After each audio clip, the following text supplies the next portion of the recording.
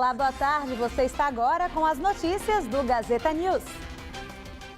A Justiça de São Paulo cria um departamento específico para a análise com mais rapidez de casos de prisões em flagrante e outras medidas de urgência que possam ocorrer em grandes eventos, como em protestos. O Tribunal de Justiça de São Paulo é o primeiro do Brasil a implantar o Centro de Pronto Atendimento Judiciário, que começa a funcionar nesta sexta-feira. Para isso, foi ampliada a estrutura do Departamento de Inquéritos Policiais. A medida seria uma resposta às grandes manifestações que, desde o ano passado, têm terminado com dezenas de detidos e também devido à proximidade da Copa do Mundo. A greve dos agentes penitenciários completou 12 dias nesta sexta-feira. Os centros de detenção provisória e as carceragens do estado estão cada dia mais lotados. A tropa de choque da Polícia Militar foi acionada nesta quinta-feira para garantir a entrada de presos no CDP de Belém. Caminhões com cerca de 100 presos foram impedidos pelos agentes de entrar. A Secretaria da Administração Penitenciária informa que 88 unidades prisionais do estado estão parcialmente paralisadas por causa da greve. A categoria reivindica melhores condições de trabalho e salário. Nas delegacias da capital, 8 carceragens estão cheias. Com capacidade para receber 160 presos, elas abrigavam até ontem 791 detentos. E hoje de manhã, uma mulher foi baleada após sofrer uma tentativa de roubo. A vítima foi socorrida e os assaltantes fugiram. A tentativa de assalto aconteceu na rua Conde Luiz Eduardo Matarazzo, na Zona Oeste. Maurícia Ferreira de Melo dirigia uma Tucson quando foi fechada por um Voyage. Ela deu ré na tentativa de fuga, mas os bandidos atiraram, acertando o ombro da vítima. Ela foi socorrida ainda consciente. A polícia encontrou um Voyage queimado próximo ao local e suspeita que seja o mesmo usado na abordagem. A PM busca agora câmeras de segurança para tentar identificar a placa do carro.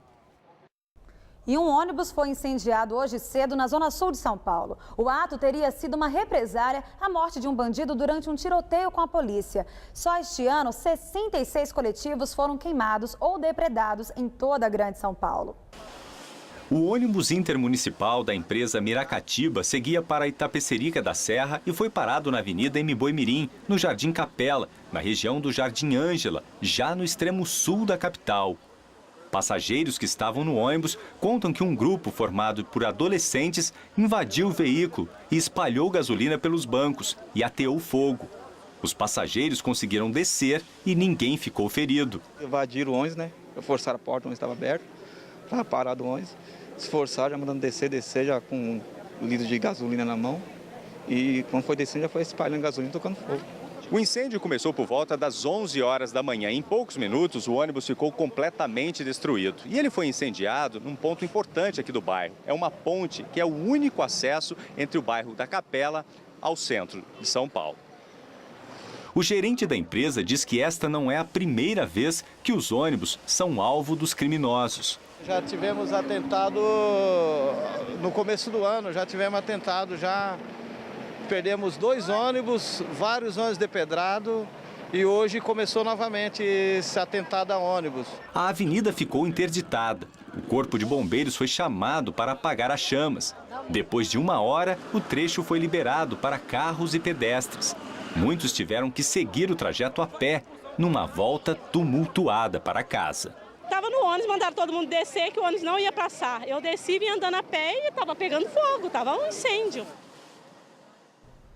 E a Delegacia de Polícia do Metropolitano registrou 22 casos de abusos em trens da CPTM e no metrô de São Paulo desde o início do ano. Homens e mulheres mais velhas também foram vítimas de assédio. Segundo o levantamento feito pelo jornal Estado de São Paulo, com base nos boletins de ocorrência, as linhas com maior índice de casos são a 3 Vermelha do metrô, 7 Rubi e 11 Coral da CPTM. Os agressores têm, em média, 32 anos e 11 meses de idade e preferem atacar de manhã.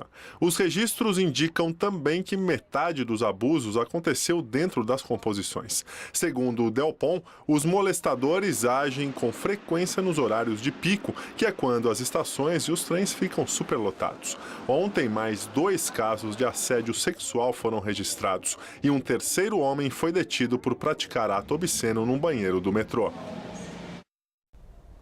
E o prefeito Fernando Haddad informou hoje a data e o valor do novo bilhete único semanal.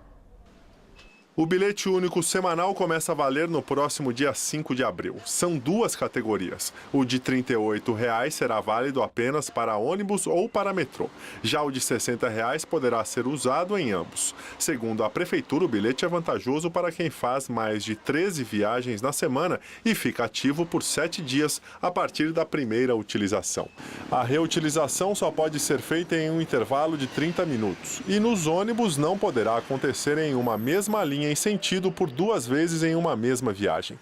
A medida visa evitar que o cartão seja repassado entre usuários diferentes que estão juntos. Vamos com as informações do trânsito. A capital registra neste momento 215 quilômetros de congestionamentos.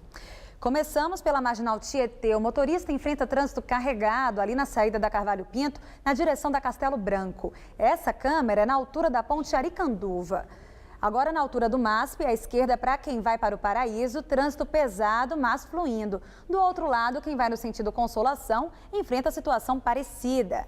Agora, ligação leste-oeste. À direita, para quem vai acessar o elevado, trânsito intenso, mas fluindo.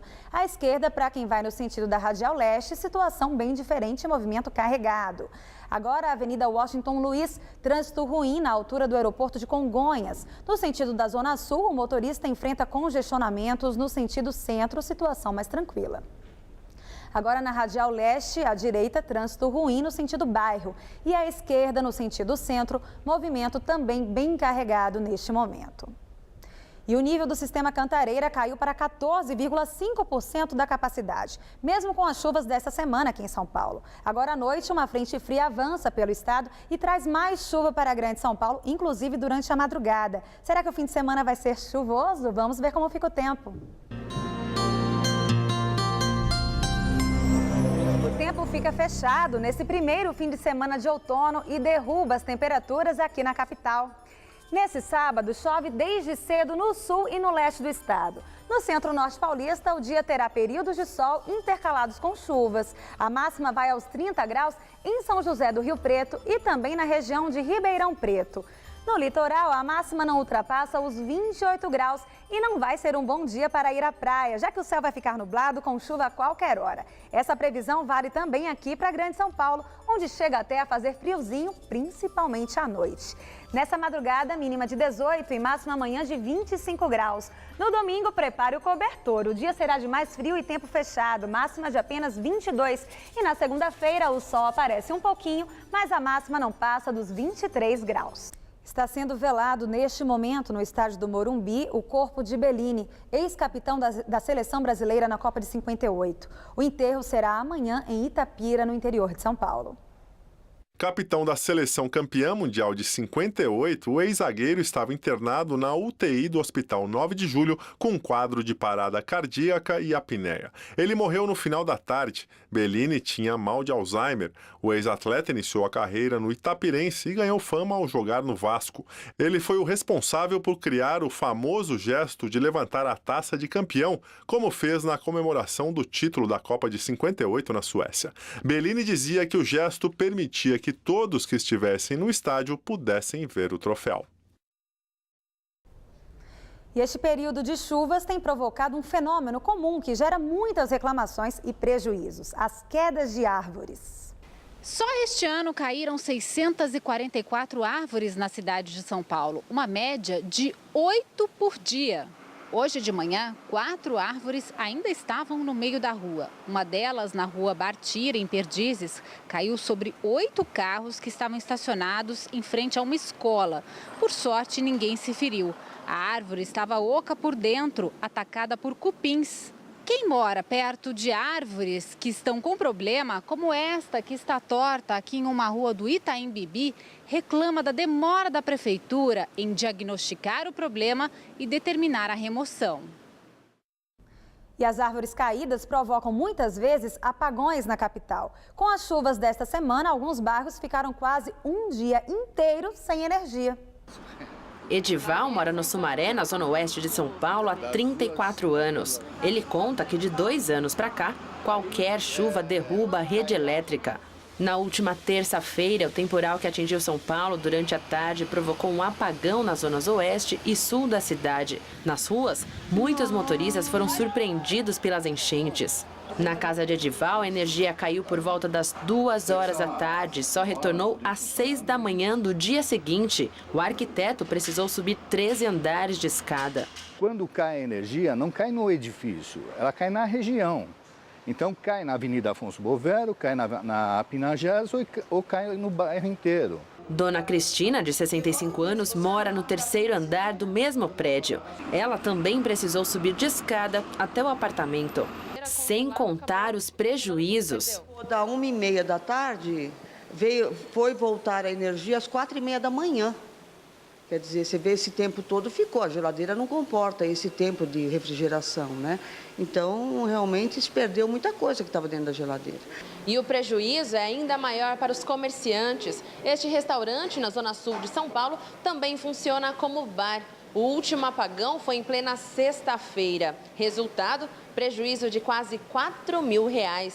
A família de Maria Fernanda comanda o estabelecimento na região do Morumbi há quase 20 anos. Ela afirma que já está acostumada com as chuvas de verão e também com a demora para a Eletropaulo restabelecer a energia. A gente ligou para saber uma previsão de que horário é que voltava. Eles falavam, vai voltar 9 horas da noite. Não veio. 9 horas liga, vai voltar 10 horas da noite. Não veio. Liga de novo, vai voltar 11 horas. Eles falavam sempre 1 hora em 1 hora, né? Não veio. Aí voltou meia-noite e a gente deixou de faturar. Em nota, a Eletropaulo explica que nas 2 regiões mostradas na reportagem Sumaré e Morumbi, os apagões foram provocados por queda de árvores e que, nesses casos, é preciso auxílio do Corpo de Bombeiros e da Defesa Civil para a retirada dos galhos. A demora, segundo a Eletropaulo, também foi resultado da troca de equipamentos e da substituição de postes. Até o fim do ano, a empresa promete que fará a poda em aproximadamente 700 árvores próximas ou que estejam em contato com os fios de energia em toda a cidade. E o Gazeta News de hoje termina aqui. Novas notícias logo mais às 7 da noite no Jornal da Gazeta e no Jornal da Gazeta, edição das 10. Fique agora com o Gazeta Esportiva.